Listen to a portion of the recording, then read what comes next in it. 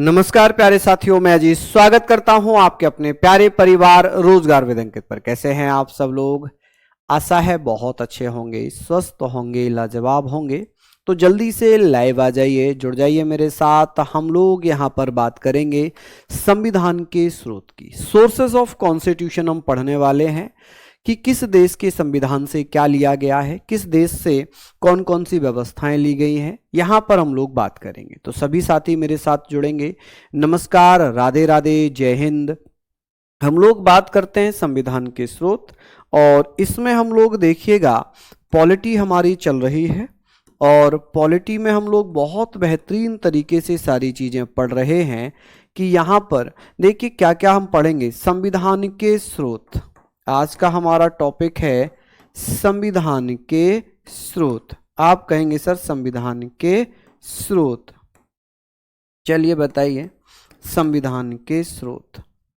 Sources of constitution, आप कहेंगे sir sources of constitution. यहां पर हम इसके बारे में बात करेंगे सर, संविधान के स्रोत, सोर्सेस ऑफ कॉन्स्टिट्यूशन हम पढ़ेंगे कि सर किस किस देश से क्या क्या हमने लिया है। चलिए बताइए आप लोग। चलिए बहुत बढ़िया, हम बात करेंगे सर संविधान के स्रोत की। अगर मैं बात करता हूं तो आप लोगों को ये चीज ध्यान रखनी है कि सर इसमें जब संविधान का निर्माण किया जा रहा था, अभी अभी हाँ, अनुसूचियां खत्म नहीं हुई थी क्या? खत्म नहीं हुई थी क्या? कौन कह रहा है नहीं हुई है? कल मैंने अनुसूचियां खत्म कर दी थी क्या? कल मैंने अनुसूचियां खत्म नहीं की हैं? बताना जरा मेरे लाल, बताना क्या मैंने अनुसूचियां खत्म की है नहीं की? कल ही मैंने खत्म कर दी थी भैया, कल ही मैंने खत्म कर दी थी। कैसी बात कर रहे हैं आप लोग? ठीक है, हम संविधान के स्रोत के बारे में बात करेंगे। जरा एक बार बताना क्या मैंने संविधान की जो अनुसूचियां थी वो खत्म नहीं की हैं क्या? मुझे बता सकते हैं आप लोग? चलिए बहुत बढ़िया, शानदार, लाजवाब। तो जाहिर सी बात है कल हमने खत्म कर दी थी, हाँ बिल्कुल। चलिए हम यहाँ पर बात करेंगे संविधान के स्रोत। हम यहाँ पर देख रहे हैं कि सर जो संविधान निर्माता थे, आप कहेंगे सर संविधान निर्माता, जो मेकर्स ऑफ कॉन्स्टिट्यूशन थे, आप कहेंगे सर संविधान निर्माता, मेकर्स ऑफ कॉन्स्टिट्यूशंस, निर्माताओं ने क्या किया? संविधान निर्माताओं ने, मेकर्स ऑफ कॉन्स्टिट्यूशन ने, आप कहेंगे सर जो मेकर्स ऑफ कॉन्स्टिट्यूशंस थे, makers of constitution, makers of constitution, makers of constitution. आप यहां पर ये चीज लिखेंगे कि सर मेकर ऑफ कॉन्स्टिट्यूशन की बात होगी कि सर इन्होंने 60 देशों के संविधानों को पढ़ा। क्या किया? 60 देशों के संविधानों को पढ़ लिया, और 60 देशों के संविधानों को पढ़ने के बाद संविधानों को पढ़ा। ठीक है जी, क्या किया इन्होंने? क्या किया? आप कहेंगे रेड, रेड बोलते हैं, रीड लिखी रीड जाती है लेकिन सेकंड फॉर्म बोलते हैं, read the constitution of 60 countries. आप कहेंगे sir constitution, constitution of, constitutions of 60 countries, कि भैया 60 देशों के संविधानों को पढ़ लिया। जब 60 देशों के संविधानों को पढ़ा, कंट्रीज, तो यहां पर हम बात करेंगे कि सर 60 देशों के संविधानों को पढ़ा और 9 अनुसूचियां कराई थी क्या? देखना भाई, क्या मैंने 9 ही कराई हैं क्या? कल पूरी करा दी थी मैंने, कल पूरी करा दी थी। चलिए बहुत बढ़िया। हाँ जी, हम लोगों ने बात करनी है कि सर ये सारे पॉइंट हम लोग पढ़ेंगे, सारे पॉइंट हम लोग यहाँ पर पढ़ेंगे कि सर 60 देशों के संविधानों को पढ़ा गया, लेकिन यहाँ पर ध्यान रखेंगे केवल 10 संविधान सेलेक्ट किए, 10 कॉन्स्टिट्यूशन ही सेलेक्ट किए। आप कहेंगे 60 कॉन्स्टिट्यूशन पढ़ने के बाद 10 कॉन्स्टिट्यूशन को ही सेलेक्ट किया। ठीक है, क्या किया? सेलेक्ट किया, चुना। अब ये कौन कौन से 10 संविधान थे? आप कहेंगे सर 10 संविधान कौन कौन से थे? जैसे कि आप कहेंगे सर अमेरिका, अमेरिका के संविधान को चुन लिया। ठीक है, अमेरिका, आयरलैंड, आप कहेंगे अमेरिका, आयरलैंड, आयरलैंड के संविधान को सेलेक्ट किया, ऑस्ट्रेलिया के संविधान को सेलेक्ट किया, ऑस्ट्रेलिया, ठीक है, ऑस्ट्रेलिया के संविधान को सेलेक्ट किया, ब्रिटेन के संविधान को चुना, किसको, ब्रिटेन के संविधान को चुन लिया, ठीक है, रूस के संविधान को चुना, कनाडा के संविधान को चुना, कनाडा, फ्रांस के संविधान को चुना, ठीक है, फ्रांस, आप कहेंगे सर जर्मनी के संविधान को चुना, जर्मनी, और आप कहेंगे सर जापान के संविधान को चुना, किसके, जापान के संविधान को चुना, और आप कहेंगे सर किसको चुना है, दक्षिण अफ्रीका को, साउथ अफ्रीका। तो ये वो कंट्रीज हैं जिनके संविधान को सेलेक्ट किया, 1 2 3 4 5 6 7 8 9 10। तो आप कहेंगे सर 10 देशों के संविधानों को चुना, वो कौन कौन से 10 देश थे, तो वो 10 देश जो हैं वो हैं भैया आपके अमेरिका, ब्रिटेन, फ्रांस, रूस, ठीक है, ये वो देश हैं जिनको हमने कुछ ना कुछ भारतीय संविधान में शामिल किया है। यहाँ पर हम इनको लिखेंगे, भारतीय संविधान में इनको हमने शामिल कर लिया। चलिए बहुत बढ़िया, सिंपल है, लिख लीजिए। चलिए बताइए, किसी को कोई दिक्कत? अब आपसे ये भी क्वेश्चन पूछ लेगा, ये भी क्वेश्चन पूछ लेगा, कल 9 ही करवाए थे, कैसी बात कर रहे हो तरुण, हैं? पूरा करवाया है, देखना यहां पर मैंने पूरी नहीं कराई है। आप क्लास आधी अधूरी लेते हो और फिर बार बार जो है आप आरोप लगाने लगते हो। देखियो पूरी तो कराई है मैंने, 11वीं 12वीं 10वीं सारे तो मैंने कराए हैं, ठीक है। प्लीज पढ़ लिया करो, ऐसा मत किया करो, आप लोग मत किया करो ऐसा, ठीक है। मैं सारी चीजों को बेहतरीन तरीके से कराता हुआ चल रहा हूं, सारी चीजों को पढ़ाता हुआ चल रहा हूं, उसके बावजूद भी आप अगर ऐसे करोगे तो बड़ी समस्या हो जाएगी। हमने यहां पर क्या पढ़ा, हमने पढ़ा कि सर संविधान निर्माताओं ने 60 देशों के संविधानों को चुना या 10 देशों के संविधानों को। पढ़ा कितना? आप कहेंगे सर पढ़ा था भैया 60 देशों के संविधानों को, लेकिन सेलेक्ट किया था केवल 10 देशों के संविधानों को। संविधान का सबसे बड़ा स्रोत कौन सा है? आप कहेंगे सर संविधान का सबसे बड़ा स्रोत कौन सा था? संविधान का सबसे बड़ा स्रोत कौन सा होगा? सबसे बड़ा स्रोत कौन सा है? Biggest source of constitution. आप जल्दी से बता दीजिए भैया, बिगेस्ट सोर्स ऑफ कॉन्स्टिट्यूशन कौन सा होगा? बिगेस्ट सोर्स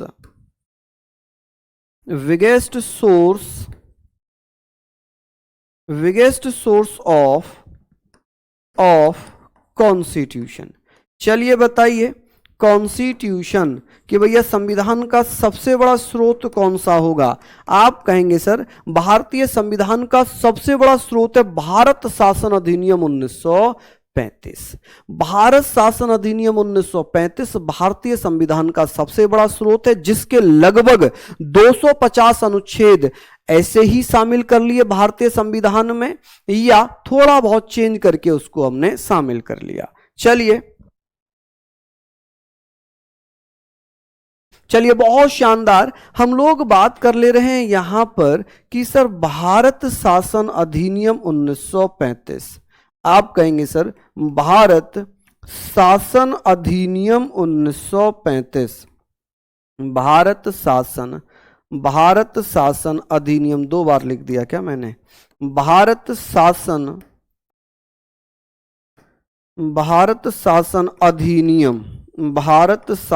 अधिनियम 1935। ये चीजें हमने यहां पर लिख ली। अब हम बात करेंगे सर जिसे हम क्या बोल सकते हैं, गवर्नमेंट ऑफ इंडिया एक्ट भी हम इसको बोलते हैं, गवर्नमेंट ऑफ इंडिया एक्ट 1935। कि सर यहां से हमने क्या लिया है? आप कहेंगे सर यहां से 250 अनुच्छेद यानी कि आर्टिकल, कितने आर्टिकल हमने संविधान में शामिल किए हैं? आप कहेंगे लगभग 250 अनुच्छेद संविधान में शामिल किए हैं। संविधान में क्या किया है? शामिल किए। चलिए यहां पर हम लोग बात कर रहे हैं, ये बहुत अच्छा क्वेश्चन यहां पर बनेगा कि सर लगभग कितने अनुच्छेद भारतीय संविधान में भारत शासन अधिनियम 1935 से लिए गए हैं? आप कहेंगे सर कितने, तो जल्दी से बता दीजिए भैया कितने लिए गए हैं, तो आप बता देंगे सर कितने। तो यहां पर हमने पढ़ना है कि सर भारत शासन अधिनियम 1935 से लगभग 250 अनुच्छेद भारतीय संविधान में शामिल कर लिए। ये सारे पॉइंट बहुत महत्वपूर्ण हैं। अब बात आती है कि सर हमने भारत शासन अधिनियम 1935 से क्या क्या व्यवस्थाएं भारतीय संविधान में ली हैं। चलिए, रीजनिंग की क्लास आज नहीं होगी, पीडीएफ में 9 तक है अनुसूची, दिखाना जरा बेटा। मुझे लगता है कि आप देखते नहीं है शायद, पीडीएफ खोल के दो जो कल क्लास हुई है, और पूरा हुआ ना तो अपने आप को घूंसा मारना है एक। आप अगर पूरा हुआ ना तो अपने देखिए यहां पर देखिएगा, ये पूरी पीडीएफ लिखी हुई है ना, पूरी पीडीएफ ये 11वीं 12वीं ये लिखी हुई है। चलिए मैं आपको पास में लाके दिखा देता हूं। देखिए क्या ये आपको दिख रही है क्या, बताना। ये आपको 11वीं और 12वीं दिख रही है, नहीं दिख रही क्या, दिख रही है ना। चलिए अब ये बताइए, एक बार रिटर्न पीडीएफ और देख लो, जो हैंड रिटन पीडीएफ है ये 8वीं तक लिखी हुई है। बच्चा सही कह रहा है, जो हैंड रिटन पीडीएफ है, जो बच्चा हैंड रिटन पीडीएफ लिख रहा है उन्होंने क्या किया है भाई, उन्होंने क्या किया, उन्होंने 8वीं अनुसूची तक क्यों लिखी है, क्यों लिखी है बताएं।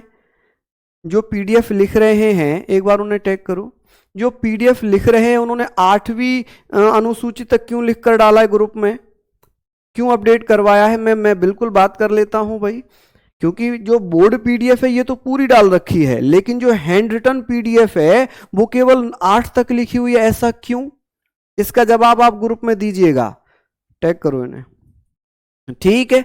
चलिए यहां पर हम लोगों ने बात कर ली है, उम्मीद है आप लोग अच्छे से समझ रहे होंगे।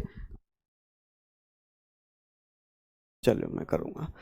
चलिए यहां तक हम लोग सारी चीजों की बात करेंगे, ये सारे पॉइंट आपने लिख लिए। अब मैं बात करता हूं कि सर हमने भारत शासन अधिनियम 1935 से क्या क्या व्यवस्थाएं ली हैं। भारत शासन अधिनियम, भारत शासन अधिनियम 1935, अधिनियम 1935। देखिए जो कल वाली बोर्ड पीडीएफ है वो तो पूरी डाल रखी है, लेकिन जो हैंड रिटन पीडीएफ है ना वो आधी डाली हुई है। तो प्लीज जो लिख रहे हैं प्लीज डालें और ग्रुप में बताएं कि आपने आधी पीडीएफ क्यों अपलोड करवाई है। चलिए यहां पर हम बात करेंगे सर, जिसे हम क्या बोलते हैं, आप कहेंगे sir government of India act 1935। तो आप मुझे बताइए से हमने कौन कौन से प्रावधान भारतीय संविधान में शामिल किए, चलिए बता दीजिएगा। आप मुझे बताएंगे, रीजनिंग की क्लास आज नहीं होगी, रीजनिंग की क्लास आज नहीं होगी। चलिए हम लोग यहां पर लिख रहे हैं कि सर जल्दी जल्दी से बताइए।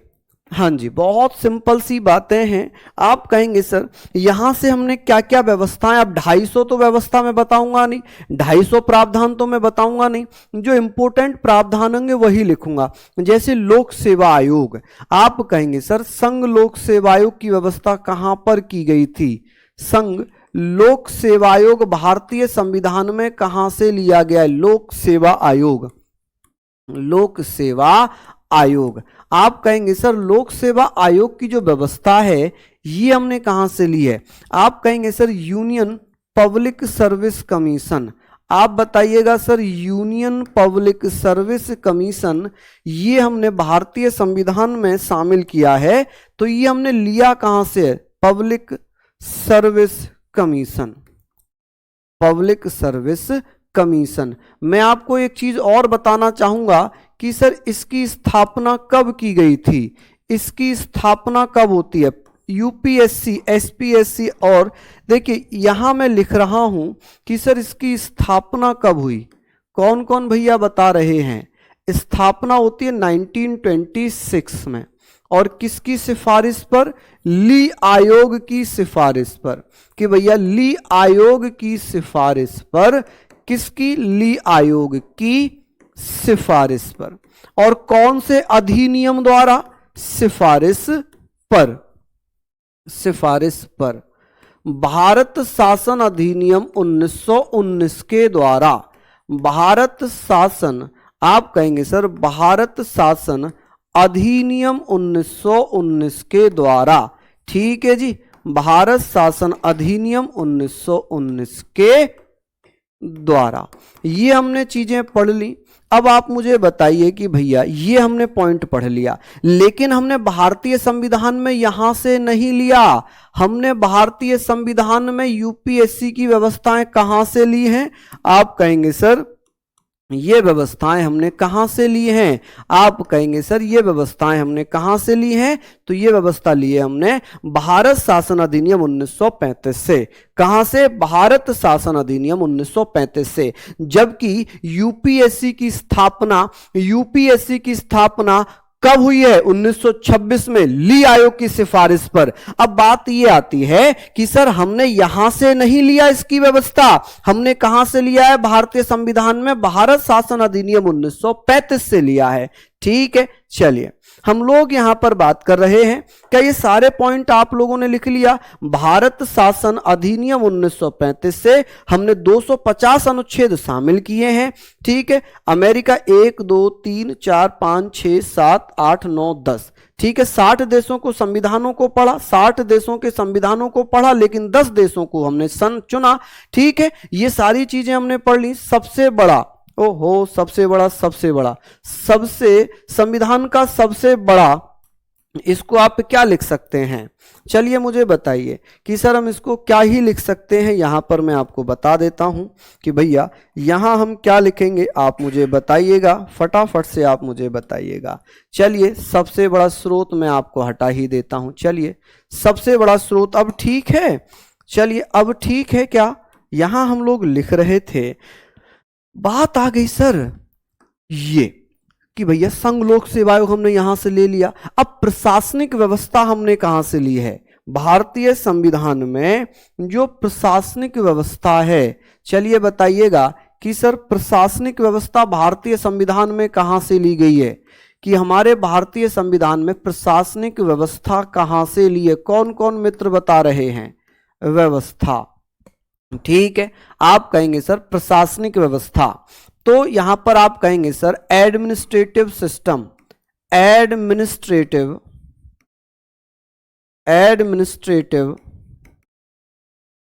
सिस्टम। ये हमने कहां से लिया है कि भैया जिले में सबसे बड़ा अधिकारी होता है डीएम, कौन?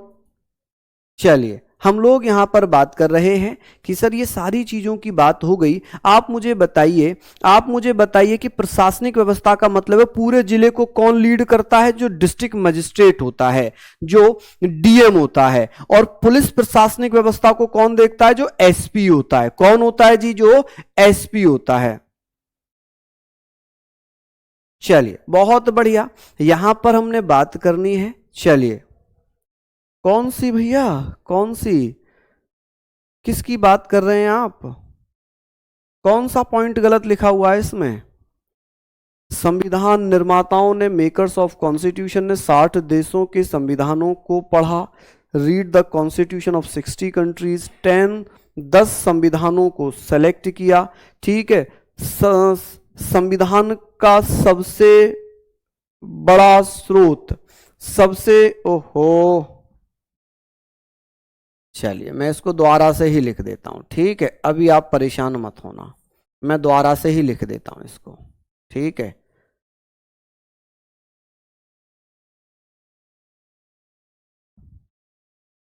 ये तो बड़ा नॉर्मल था, आप खुद भी लिख सकते थे कि भाई यहां पर एरर तो है ही नहीं। संविधान का सबसे बड़ा स्रोत, ठीक है जी, सबसे बड़ा स्रोत, खत्म। अब कोई दिक्कत नहीं है, बच्चों जैसी बात करते हो आपके, ये इज आरएम गलत है, वो गलत है। अब इसमें हमने पढ़ लिया कि सर जिले का मालिक डीएम है, वैसे ही पुलिस प्रशासनिक का मालिक जिले में होता है एसपी। अब बात हो गई प्रशासनिक व्यवस्था की, जो हमने कहां से लिया? भारत शासन अधिनियम 1935 से। कहां से? भारत शासन अधिनियम 1935 से। आप कहेंगे सर जो न्यायपालिका है, न्यायपालिका का ढांचा, न्यायपालिका का ढांचा हमने कहां से लिया है? न्यायपालिका का ढांचा, यानी कि जो स्ट्रक्चर है वो हमने कहां से लिया? ढांचा, स्ट्रक्चर ऑफ जुडिशियरी। आप कहेंगे सर स्ट्रक्चर ऑफ जुडिशियरी, कि भैया हमारे भारत में जुडिशियरी, हमारे भारत में जो न्यायपालिका है वो कैसे है।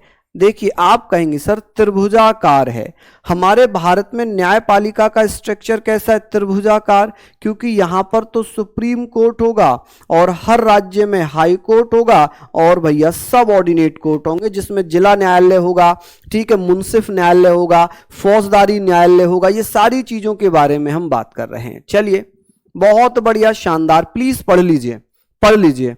समझ गए आप लोग। नीदरलैंड से हमने कुछ भी नहीं लिया है, नीदरलैंड से हमने कुछ भी नहीं लिया है।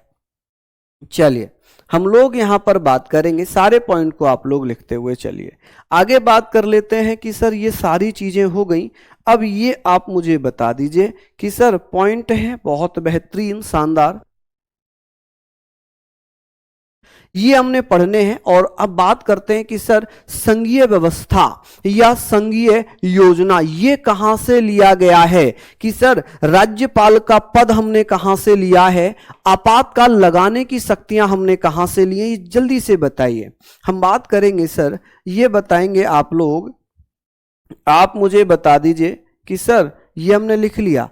अब आप बताएंगे सर संघीय शासन व्यवस्था, संघीय शासन व्यवस्था। हालांकि अगर मैं बात करूं शासन व्यवस्था की कि ये कहां से लिया था, ये हमने लिया था कनाडा से, लेकिन हमने इसे शामिल किसमें किया है, इसे शामिल किया था भैया भारत शासन अधिनियम 1935 में। आप कहेंगे सर फेडरल, आप बताएंगे federal governance system, governance, federal governance system, ठीक है जी, कि भैया संघीय शासन व्यवस्था, इसमें केंद्र सबसे शक्तिशाली होता है, ठीक है। और हमने यहां से क्या लिया है, आप कहेंगे सर राज्यपाल का पद। हालांकि राज्यपाल को नियुक्त करने की व्यवस्था हमने कनाडा से ली है, राज्यपाल का पद जिसे हम बोलते हैं post of governor, post of governor की बात हो रही है। आप बताइएगा सर पोस्ट ऑफ गवर्नर, लेकिन राज्यपाल को नियुक्त करने की व्यवस्था कहां से है, आप कहेंगे सर कनाडा से। एक मित्र ने पूछा है, यासीन रिजवी पूछ रहे हैं कि यूपीएससी गवर्नमेंट ऑफ इंडिया 1919 से लिया गया। नहीं, मैंने ये बताया कि स्थापना 1919 के द्वारा 1926 में हुई थी, लेकिन यहां से इसके प्रावधान नहीं उठाए। कहां से उठाए, भारत शासन अधिनियम 1935 से। इसका मतलब है कि इसमें कुछ ना कुछ चेंज करके हमने इसमें शामिल किया होगा और यहां से हमने ले लिया, जो केंद्रीय संघ लोक सेवा आयोग के नाम से 1926 में स्थापित हुई थी। खत्म कहानी। चलिए बहुत बढ़िया।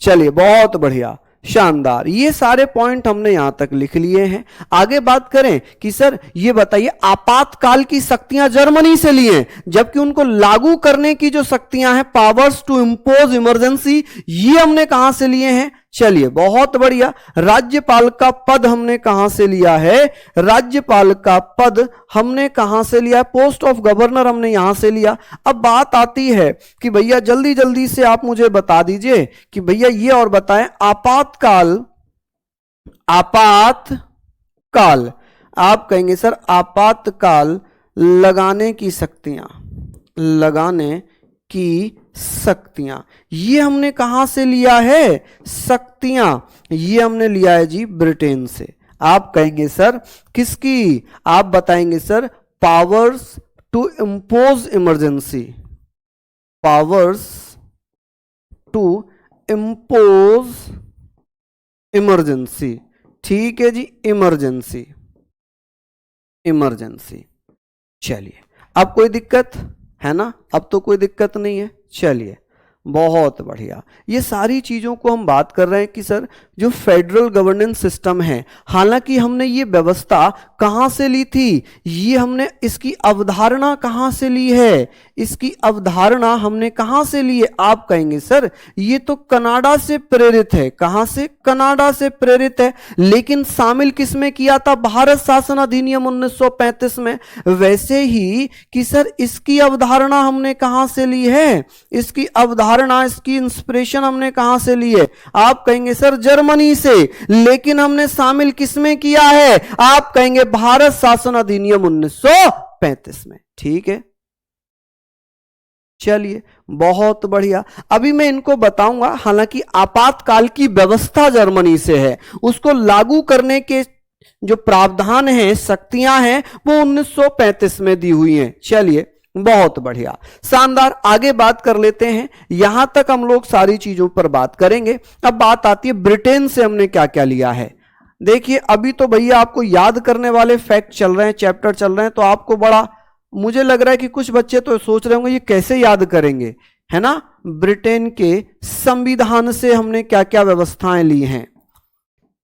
संविधान से पता है क्या होता है, हमारी एक माइंड सेट कर लिया हमने कि जीके जीए से अच्छा, बोरिंग है, छोड़ो, नहीं पढ़ते। और मैं आपको बताऊं कि जो चीजें हैं वो जीएस में सिलेक्शन रुकता है। हम बहुत सारी चीजों को करते हैं, सर स्पीड बढ़ा दिया करो, इसको ऐसे करा दिया करो, वैसे करा दिया करो। अब जो चीज जहां से ली गई है उसे वैसे ही तो याद करोगे। इसमें मैं कौन सा रॉकेट साइंस लगा दूंगा कि भाई आपको ऐसे पढ़ना पड़ेगा, ये तो याद ही करना पड़ेगा। ठीक है, आप कहेंगे सर यहां से हमने और क्या क्या व्यवस्थाएं लिया। ब्रिटेन से हमने एकल नागरिकता की व्यवस्था ली है कि भारत में एकल नागरिकता चलती है। एकल नागरिकता यानी कि सिंगल सिटीजनशिप। आप कहेंगे सर एकल नागरिकता, सिंगल सिटीजनशिप। चलिए नागरिकता जिसे हम क्या बोलेंगे, आप कहेंगे सर सिंगल सिटीजनशिप।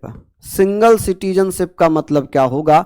आप कहिएगा सिंगल सिटीजनशिप का मतलब है कि भैया आप अगर भारत में किसी भी राज्य के रहने वाले हैं तो आप उसी राज्य का एक आधार कार्ड, एक वोटर आईडी कार्ड या पासपोर्ट बनवा सकते हैं। ठीक है, समझ रहे हैं आप मेरी बात।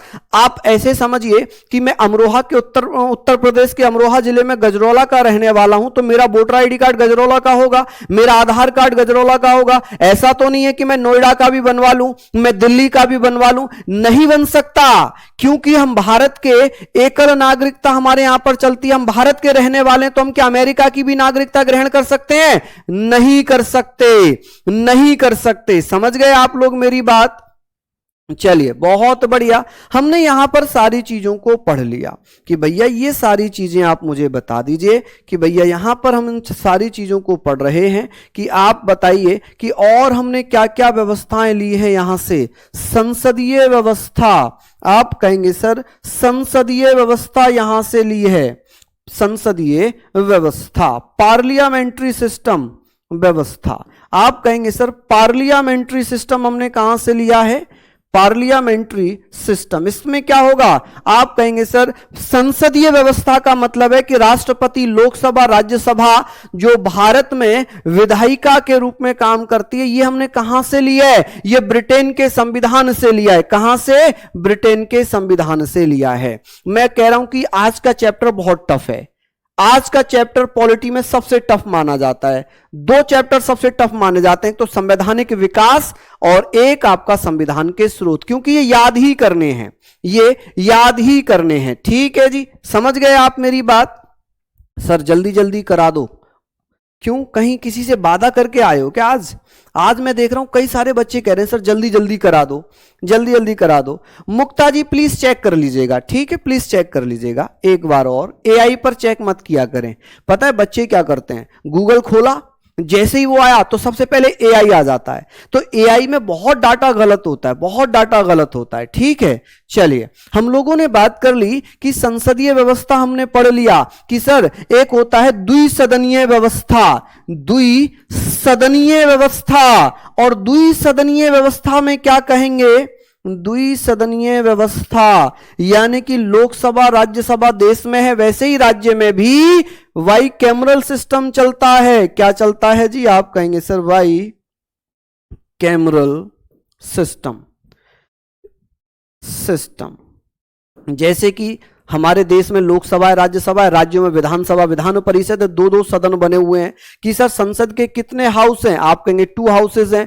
विधानमंडल के कितने सदन हैं, आप कहेंगे 2 सदन हैं। तो इससे हम क्या बोलेंगे, हाँ जी सर फेडरल की जगह यूनियन होगा। यहां पर अभी आगे बात करेंगे, हम बात करेंगे सर, जल्दी से मुझे बताइए। देखिए ये सारी चीजें हो गई।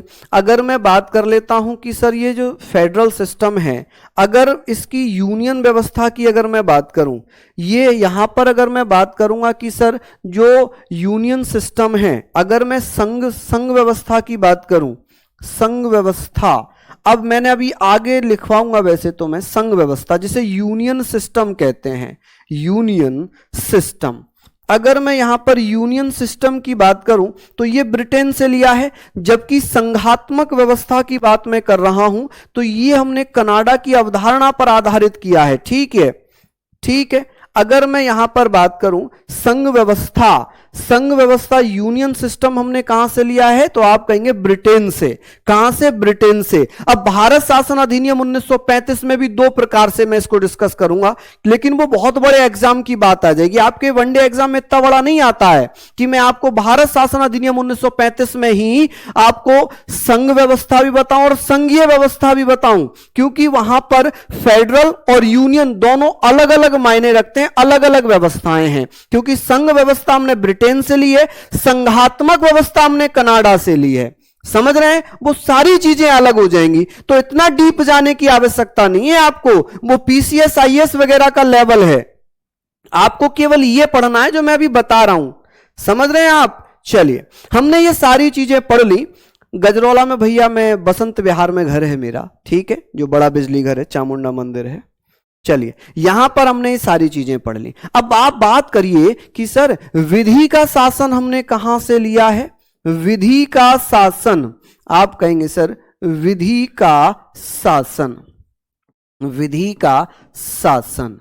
चलिए, विधि का शासन, रूल ऑफ लॉ, आप कहेंगे सर रूल ऑफ लॉ, यानी कि कानून की नजरों में सब इक्वल हैं, कानून की नजरों में सब बराबर हैं, चाहे कोई अमीर है कोई गरीब है, सारी चीजें विधि के अनुसार होंगी, संविधान के दायरे में होंगी। आईएएस, आईपीएस, प्रधानमंत्री, राष्ट्रपति, आम नागरिक सभी क्या हो जाएंगे, आप कहेंगे सर सभी क्या हो जाएंगे, तो आप कहेंगे सर सभी को विधि का शासन के अनुसार ही काम करना पड़ेगा।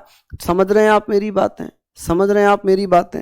चलिए, अब आप यहां पर बहुत ज्यादा कंफ्यूज हो रहे हैं। इसमें अगर मैं लिखूं कि सर इसमें संघीय व्यवस्था, इसमें संघ व्यवस्था जो है कहां से ली गई है, संघ व्यवस्था भी अगर आप चाहें तो मैं लिख ही देता हूं। इतना ज्यादा आप परेशान हैं, मुझे लग रहा है कि केवल आपको यहीं से सारी चीजें समझनी है ना, एक ही दिन में। यूनियन सिस्टम, यूनियन सिस्टम ये किस पर आधारित है, ये ब्रिटेन पर आधारित है। ये कहां से, ब्रिटेन पर आधारित। और मैंने दोनों चीजें अलग अलग करके लिखी हैं, उसके बावजूद भी भैया आपको परेशानी है, तो मैं इसमें क्या कर सकता हूं बताइए।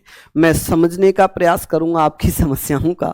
ठीक है, हमने विधि का शासन पढ़ लिया, हमने यहां पर बात करनी है सर विधि का शासन पढ़ लिया। बहुत सारी चीजें हैं बेटा भारत शासन अधिनियम 1935 में, वहां पर तो जैसे वित्तीय आपातकाल है ना, वो भी दे रखा है। आप कहोगे सर आपातकाल तो जर्मनी से लिया, और मैं कह दूं कि अमेरिका से लिया वित्तीय आपातकाल, जिसे भारत शासन अधिनियम 1935 में शामिल कर रखा है।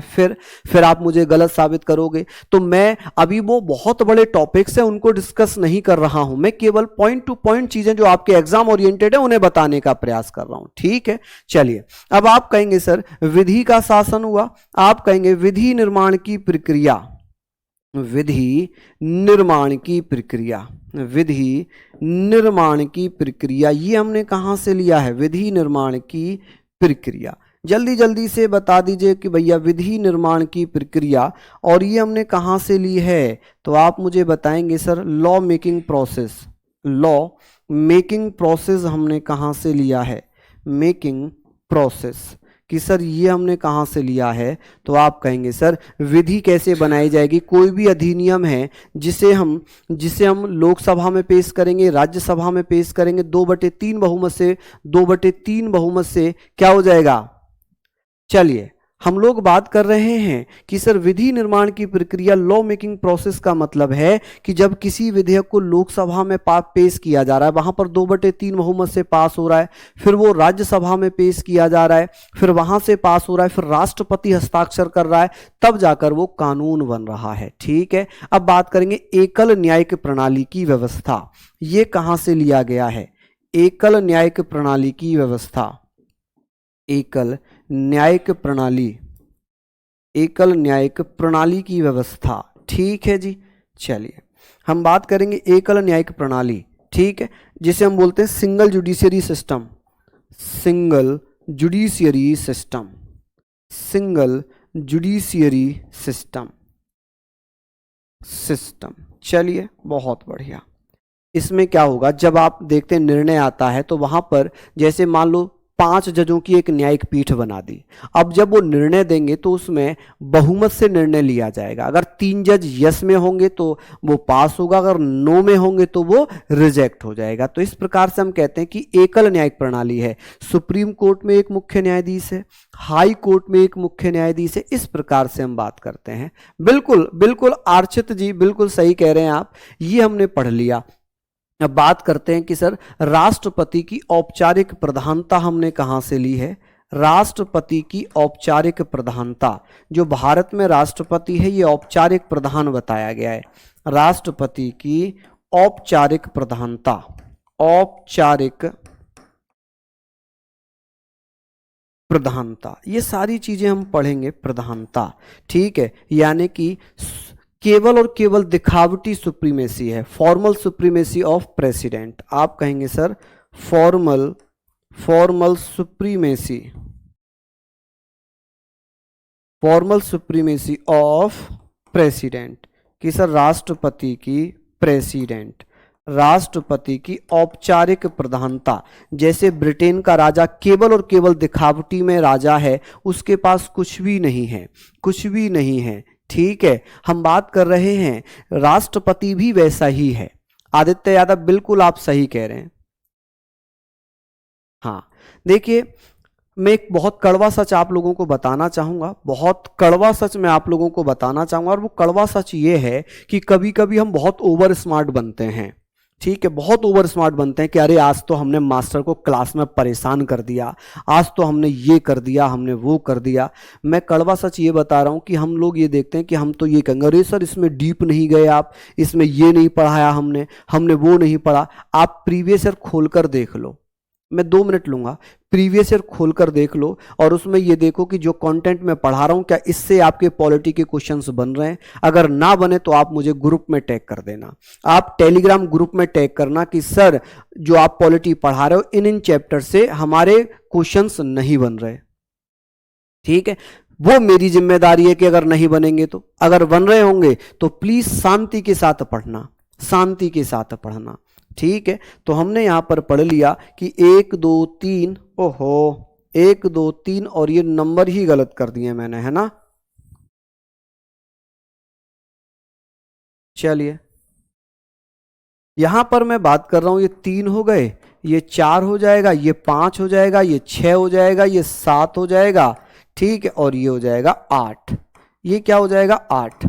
तो रिक्वेस्ट है कि एग्जाम ओरिएंटेड पढ़ा रहा हूं, आप यूपीएससी की तो तैयारी कर नहीं रहे, पीसीएस की भी तैयारी आप नहीं कर रहे, तो प्लीज इतना ज्यादा क्यों डीप पे लगे हुए। अगर आप क्वेश्चंस ना बने तो आप मुझे टैग कर लेना, है ना, मैं आपसे कुछ नहीं कहूंगा फिर। चलिए ये सारी चीजें हमने पढ़ ली कि जिस प्रकार ब्रिटेन का राजा केवल दिखावटी है वैसे ही भारत में राष्ट्रपति दिखावटी है। चलिए अब बात आती है सर 9th नंबर की, कि सर ये सारे पॉइंट हम लोगों ने पढ़ लिए, अब यहां पर और क्या है। आप कहेंगे सर कि अग्रताही विजेता। अब अग्रताही विजेता का क्या मतलब है कि जिसको सबसे ज्यादा वोट मिलते हैं वही चुनाव जीतता है। अग्रताही विजेता, विजेता हम यहां पर बात करते हैं अग्रताही विजेता, first past the post system. इसका मतलब है first past the post system, जिसको सबसे ज्यादा वोट मिलते हैं वही चुनाव जीत जाता है। लेकिन ये व्यवस्था केवल और केवल 2-3 चुनावों में चलती है, जैसे कि जैसे लोकसभा के चुनाव हो गए जिसमें सबसे ज्यादा वोट मिलेंगे वो भैया सांसद बनेगा, वैसे ही विधानसभा में भी जिसको सबसे ज्यादा वोट मिलेंगे वो विधायक बनेगा। वैसे ही जिला पंचायत और ग्राम प्रधानी के चुनाव होते हैं कि जिनको सबसे ज्यादा वोट मिलते हैं वो ग्राम प्रधान बन जाता है, जिला पंचायत सदस्य बन जाता है, ठीक है। लेकिन अगर मैं बात करूं कि सर राष्ट्रपति के चुनाव में, उपराष्ट्रपति के चुनाव में, राज्यसभा के चुनाव में, विधान परिषद के चुनाव में, यह व्यवस्था यहां से नहीं है। वो कहां से ली गई है? आप कहेंगे सर वो हमने कहां से ली है? दक्षिण अफ्रीका के संविधान से। क्यों? क्योंकि राज्यसभा में सदस्यों का निर्वाचन कैसे होता है, ठीक है। आप कहेंगे सर एकल संक्रमणीय मत प्रणाली द्वारा। राष्ट्रपति का चुनाव कैसे होता है? सिंगल ट्रांसफरेबल वोट सिस्टम द्वारा। उपराष्ट्रपति का भी इसी आधार पर होता है। विधान परिषद के सदस्यों का चुनाव भी इस आधार पर होता है। अब एक कह रहे सीएम का चुनाव कैसे होता है? बेटा सीएम और प्रधानमंत्री का इलेक्शन नहीं होता, प्रधानमंत्री और मुख्यमंत्री का चुनाव नहीं होता। लोकसभा में सांसद बनते हैं और जो सांसद दल का नेता होता है उसी को प्रधानमंत्री राष्ट्रपति नियुक्त करते हैं। वैसे ही राज्यपाल को विधानसभा में जो बहुमत दल का नेता होता है राज्यपाल उसे मुख्यमंत्री अपॉइंट करते हैं। यानी कि प्रधानमंत्री और मुख्यमंत्री की नियुक्ति होती है, अपॉइंटमेंट होता है, चुनाव नहीं होते। खत्म, लिख लिया। बात करेंगे सर, ये हमने पढ़ लिया। इसमें एक पॉइंट और हम पढ़ेंगे कि सर 10वां पॉइंट है कि जो इसमें लिखना ब्रिटेन में कि लोकसभा मंत्री परिषद का, आप कहेंगे सर मंत्री परिषद का निम्न सदन के प्रति जवाबदेही होना। मंत्री परिषद का लोकसभा कह लें या निम्न सदन कह लें, एक ही बात हो गई। लोकसभा, आप कहेंगे सर मंत्री परिषद का लोकसभा के प्रति जवाबदेह होना। जवाबदेह कह सकते हैं, उत्तरदायी होना कह सकते हैं। क्या कह सकते हैं? उत्तरदायी, ठीक है। कलेक्टिव रेस्पॉन्सिबिलिटी, उत्तरदायी है या होना, ठीक है जी। आप कहेंगे सर होना। क्या बोल सकते हैं हम? आप कहेंगे सर इसको बोलते हैं कि भैया कलेक्टिव रेस्पॉन्सिबिलिटी, यानी कि के प्रति सामूहिक जवाबदेही होना, के प्रति सामूहिक वरना गड़बड़ हो जाएगा, सामूहिक जवाबदेह होना, ठीक है। जवाबदेह होना, ठीक है जी। जिसको हम क्या बोलेंगे? Collective responsibility.